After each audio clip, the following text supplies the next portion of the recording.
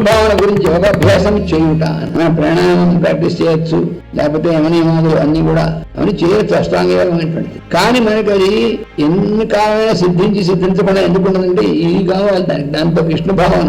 ఈ విష్ణు భావన లేకుండా ఉట్టి అష్టాంగ యోగం గుడితో ఉన్నా ఎన్ని సంవత్సరాలు గుర్తున్నా మనకి ఆ స్థితి పొందలేము.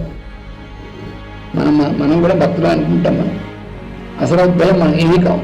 అదేంటండి రోజు ఎంతసేపు నేను 2 గంటలు పూజ చేస్తాను అవ్వచ్చు, అంత మాత్రం చేత నేను భక్తుడు అనుకోక్కర్లేదు. నేను రోజు సహస్రనామపారాయణ చేస్తాను, చేయవలసిందే. అయినప్పటికీ నువ్వు భక్తుడు అనుకోవడానికి ఏం లేదు. మరి నేను భక్తుడితో ఎలా గుర్తింపగలను? ఆ మాయరోగం పోతే గుర్తింపగలను.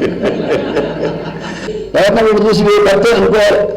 అది పూర్తిగా లేకుండా పోయిన తర్వాత అప్పుడు స్టార్ట్ అవుతుంది భక్తి భావం.